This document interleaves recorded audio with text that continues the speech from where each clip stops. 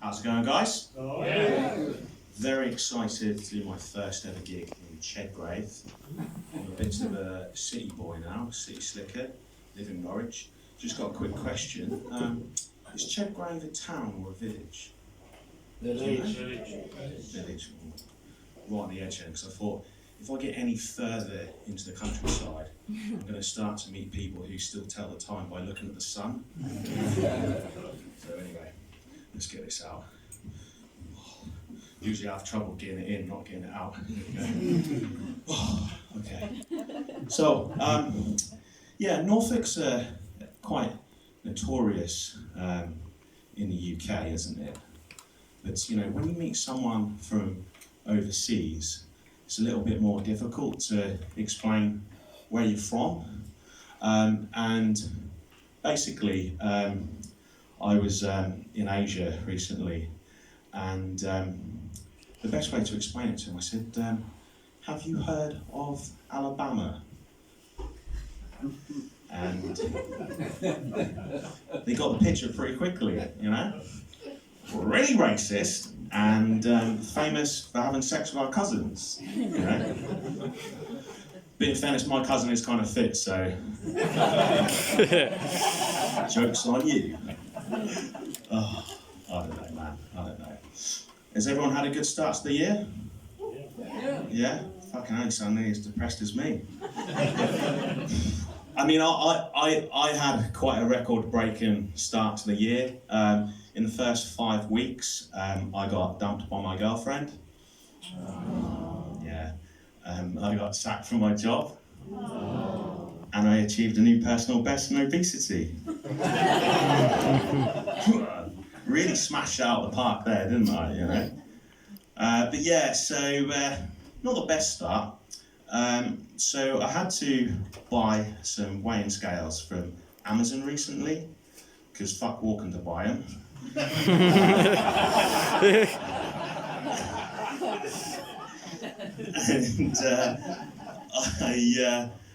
I got them, and I whipped them out and looked down, and I couldn't see the numbers anymore.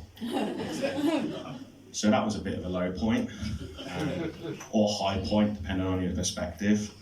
But I wish this was a lie as well.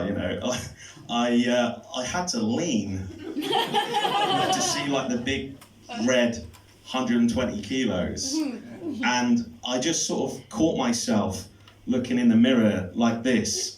And I just looked like an emperor penguin sad about an unplanned pregnancy, So,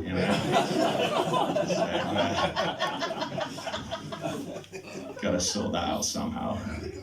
Does anyone think just one more pizza will lead to eternal happiness, Like, But so it's not been a great start to the year.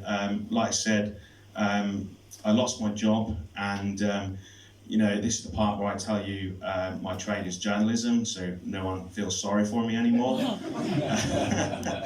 I play rugby, and I went up to see a game the other week, and I told my mate, and he said, "Oh, sorry to hear that about your job. What is it you do again?" And I said, "Oh, journalism." And his whole face just changed. He just went, "Oh, we probably deserved it then." Cheers, Graham. Always good to see you, mate. But yeah, I have 2 journalism degrees, but despite that, I'm here telling jokes to you guys. So something obviously went wrong at some point, No, but in fairness, like the media industry, it's all about who you know, and the people who know me don't like me very much. So bit of a problem. But it's just one of those things. I've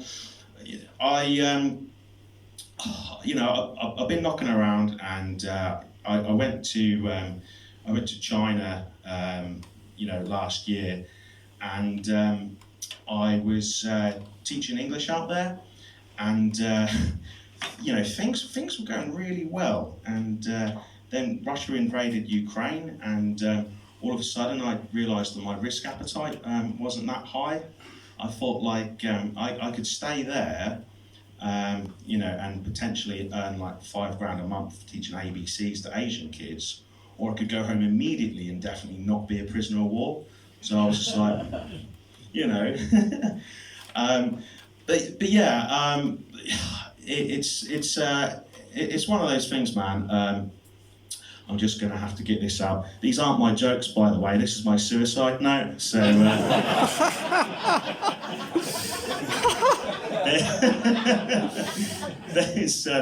there's consequences for all of us if you don't laugh, right?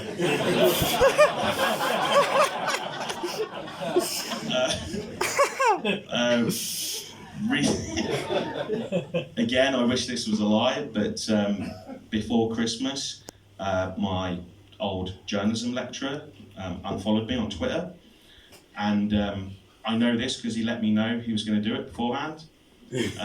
He wrote to me, Sam, you have become insufferable. I can't stand your tweets anymore. I'm unfollowing you now. Goodbye. Aww. This is not a private message, by the way. Like, this was fully on the timeline. So all my old course mates who now work at the BBC and the Telegraph and they're super successful, it was fully visible to everyone on the internet. And all I could think was, that's going to be really embarrassing for him when I'm famous. But yeah, like I said, I lost my job in journalism, and it was really weird because I didn't lose it because of gross misconduct or poor performance, just more who I am as a person, you know. Somehow that hurts a little bit more, you know. And it was weird because they even offered me a positive reference when they let me go. So basically, like all my previous interactions with a girl, you know, you're a great guy, I'm sure there's a place for you, but definitely not for us, thank you, you know. You know, it's like, well, you know, what's the problem? Is my workload not big enough, you know? Like, we had good times. Remember that article I wrote, you know, front page, you know? Nah, no good, man, no good. No good. But to be honest, guys, I'm a bit of a new sort of pup on the block, and I'm sort of building my rep as a reliable 5-minute guy. So I think that's a pretty sort of explosive 5 minutes. I think you'll agree. When you're sort of tipping 120 kilos, you know, you're all about sort of like the quick, explosive sort of action. You're not really sort of an endurance man. I'll leave that up to everyone else. So I'm going to leave you on that, all right? Thanks very much.